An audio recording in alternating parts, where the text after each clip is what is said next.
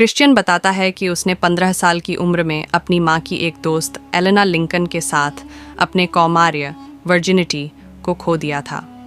21 वर्षीय अनास्तासिया उसकी सबसे अच्छी दोस्त कैथरीन केट कवानाग कॉलेज समाचार पत्र के लिए लिखती है।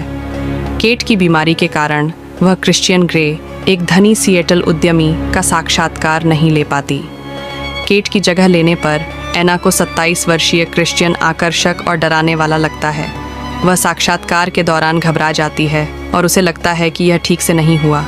एना को उम्मीद नहीं थी कि वह दोबारा क्रिश्चियन से मिलेगी, लेकिन वह तब चौंक जाती है जब क्रिश्चियन उस हार्डवेयर स्टोर में आता है जहां वह काम करती है और विभिन्न वस्तुएं खरीदता है। जब एना यह उल्लेख करती है कि केट अपने लेख के लिए एक फ़ोटो लेना चाहती है, तो क्रिश्चियन फ़ोटो सेशन की व्यवस्था करने की पेशकश करता है।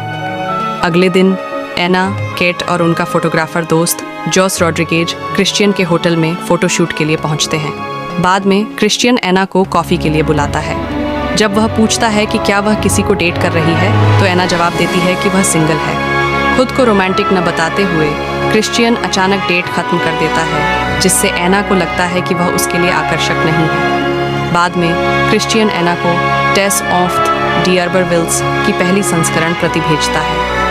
उसी रात एना अपने दोस्तों के साथ बाहर जाती है और नशे में क्रिश्चियन को कॉल कर देती है। क्रिश्चियन कहता है कि वह उसे लेने आ रहा है।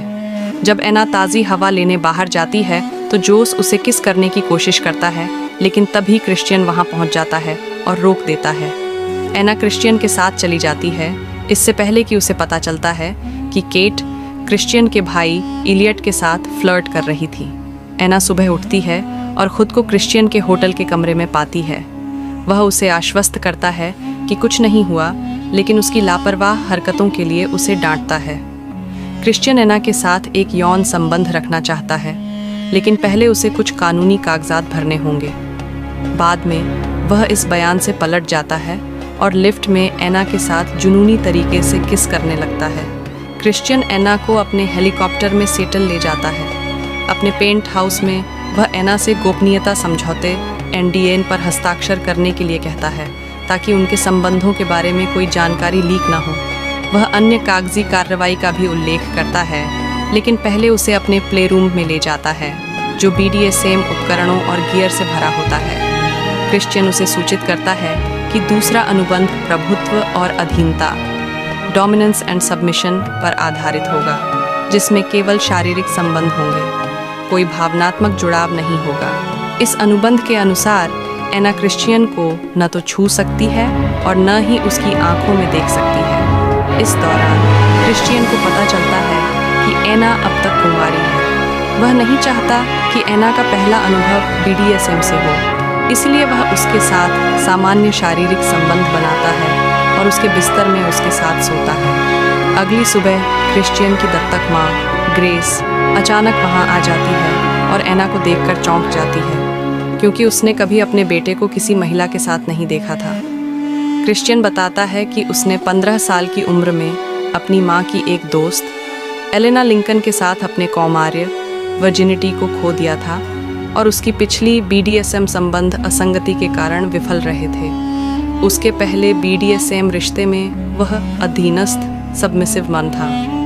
बाद में क्रिश्चियन और एना दोबारा मिलने की योजना बनाते हैं। वह एना को घर छोड़ता है, जहां उसे कई नौकरी के प्रस्ताव मिलते हैं। अगले कुछ दिनों में क्रिश्चियन एना को कई उपहार भेजता है, जिसमें एक लैपटॉप भी शामिल है, ताकि वह BDSM लाइफस्टाइल पर शोध कर सके और अनुबंध के बारे में विचार कर सके। एना इस प्रकार के रिश्ते से उलझन में पड़ जाती है और क्रिश्चियन से दूर चली जाती है। वह दोबारा क्रिश्चियन से अपनी कॉलेज ग्रेजुएशन सेरेमनी में मिलती है, जहां वह मुख्य वक्ता कीनोट स्पीकर होता है। कुछ समय बाद एना को सिएटल इंडिपेंडेंट पब्लिशिंग SIP में नौकरी मिल जाती है, लेकिन NDA के प्रतिबंध और क्रिश्चियन के साथ जटिल संबंधों के कारण वह परेशान रहने लगती है। अंततः गहरे दुखी होकर एना क्रिश्चियन से ब्रेकअप कर लेती है और अपनी दोस्त केट के साथ रहने के लिए लौट जाती है।